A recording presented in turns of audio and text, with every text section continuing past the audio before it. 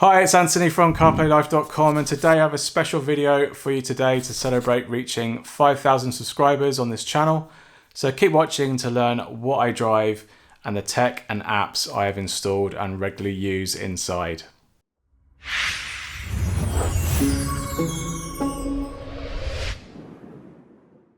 So first of all, I'd like to thank all of you that have subscribed to this channel. It's been a wild ride, and I like to think that I have improved a lot with all the comments and feedback since my very first video in December 2019. In under 2 years, we have reached 5,000 subscribers, which is really amazing. And to celebrate, I asked you guys what kind of video you would like to see when I reached 5,000 subs, and you all voted quite unanimously for a car setup tour. So today we'll be doing just that. So let's jump in the car and I'll take you through my car setup tour. If you haven't seen all my previous videos, I drive a 2014 Volkswagen Golf GTI Mach 7 in metallic gunmetal grey.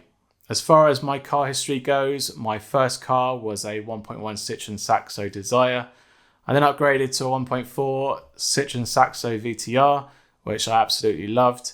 I sold this for a 2-litre Seat Cupra R, and then I hit my midlife crisis quite early on, and I bought a 3-litre BMW Z4. As fun as this car was, I soon discovered the impracticalities of this car, and within 2 years, I exchanged the Z4 for a BMW 120D Coupe. Coming from the Z4, I wasn't impressed with acceleration lag on the 1 Series diesel, especially after coming from the Z4. So after 3 years, I swapped this for a 2-litre Audi TT Black Edition.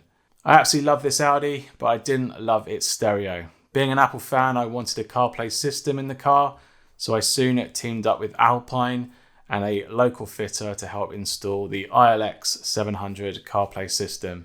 After a few years of owning the Audi, I sold this to get a more practical car again, so I bought this VW Golf GTI, which I'm still using today. The Golf itself has a bunch of stock tech that I really like. The DSG automatic gearbox is smooth and has never really failed on me. The auto-sensing rearview mirror glare is super handy at night, and the dynamic cruise control is next level and such a pleasure to use on the motorway or when I'm stuck in traffic jams. I think it would really hurt me to drive long distances without all these optional accessories in the car. I've had this Golf for a few years now, and after around a year of owning the car, I got in touch with Alpine again, who kindly offered to install a new aftermarket CarPlay system. So this is the Alpine X902D G7 CarPlay system. It's an aftermarket receiver that's especially designed for the Mach 7 Golf. It has a great 9-inch display, although I wish it had a higher resolution, and it also had wireless CarPlay support. And I've customized the launch screen with my own personal GTI image. And I'll link you to that video on if you'd like to do that too on this system. The Alpine has the drive to make them sound pretty decent with a bit of tweaking with the help of its iPhone TuneIt app. Connecting the iPhone to the stereo and firing up the Alpine's iOS TuneIt app, you can download various audio tuning profiles from other Alpine owners with a similar system or a similar vehicle. Or you can simply create and share your own speaker profile, and I've done exactly that with my own, and I've shared it in the app as well, should you have the same system too and you would like to check it out. Plugged into my CarPlay Alpine unit is my CarPlay dongle of choice, which is currently the Ottocast U2 Now, or the just recently reviewed CarLinkit 3.0 dongle. This is mainly because of the AutoKit UI and its faster boot up time specifically for my system. Although I do frequently get crashes on either of these dongles, the faster boot up time means that it does get back into CarPlay a lot faster than some other dongles that I've used. The most common CarPlay apps I use are mainly Spotify for my music. I'm too embedded into its music subscription service to jump over to Apple Music. For navigation, I mostly prefer Waze.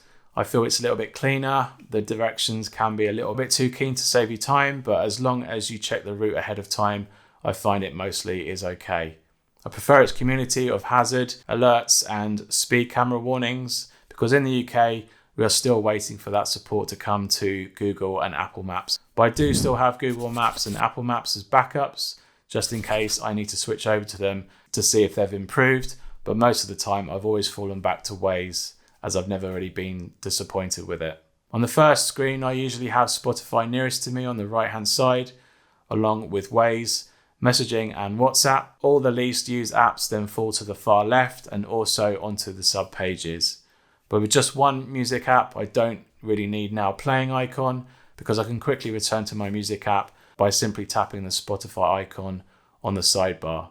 So that's my home screen. I prefer a more neutral coloured wallpaper than one that fights with all the icons on display. And although I ran dark mode for a number of months, I've now started to set this to auto, as I found light mode is way more viewable during daytime driving. I've covered a number of iPhone mounts and docks, and the most favourite type are vent mounts. And since going wireless with the iPhone, a wireless charging mount is my vent mount of choice. Now, with the main issue I have with vent mounts is on how they attach to them. More recently, some mounts have started to use this little hook mounting type, which for me is the best type out there. It makes it really secure and much prone to sliding off after a few bumps on the road. I'm currently reviewing this ESR HaloLock mount, which doesn't have the hook mounting type, but it does have a small folding support stand at the front to make it more secure and less prone to moving about and eventually sliding off. Its magnetic effect is much stronger than my previous mount, which is this one from Bonola, and this can be bought on Amazon or AliExpress. This is also a great mount, but I've had my iPhone 12 with a case on fall off this mount a few times, so the magnets aren't as strong on this particular one, especially if you're using a case. I've swapped my case to the MagSafe silicone case, and these mounts hold onto them much better.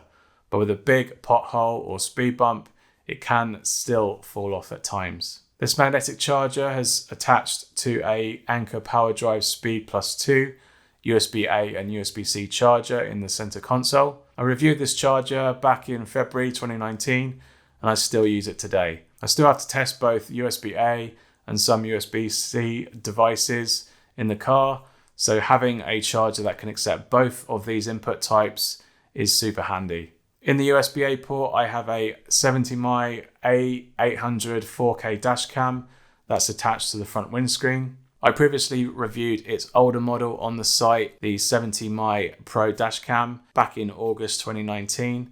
And although I have reviewed many other dashcams since then, I've always gone back to it.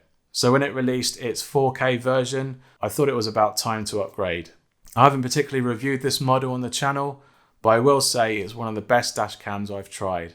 The quality of video is great, and the Sony sensor is exceptional at night time, which is one of the things that really let down the 70mm Pro dash cam. It has built-in GPS, so that's really nice to be able to have that data along with great video recording too when viewed inside the Wi-Fi enabled iPhone app, which also allows for easy downloads of the footage as and when you need it.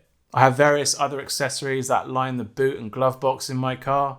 These include a rather cheap but reliable LED tyre pressure monitor so I can check my tyres regularly. I have a Audew tyre inflator, which is small and compact, and it hasn't broken on me yet, unlike many others I've used prior to it. I also have the Audew Portable jump starter battery. This is a piece of tech I've reviewed back in 2018. It has gotten me and some friends out of a few tough situations at the worst of times, when either myself or some others have suffered from a flat battery. The gadget is totally worth having in the car, as you never know when or who might need it the most. It's worth checking that the battery level is still high after a few months, yet I never found it discharging that much itself over long periods of not being used. Alright, that pretty much wraps up my car setup tour. I hope you've enjoyed it, and I'll leave all the links in the various tech and reviews that I have shown you. Hit that like button if you have found some value in this video, and let me know in the comments down below if you have any questions. You can catch all my latest videos in this playlist here. Hit the subscribe button down below to catch all my future content, and I'll see you on the next one. Cheers. Bye.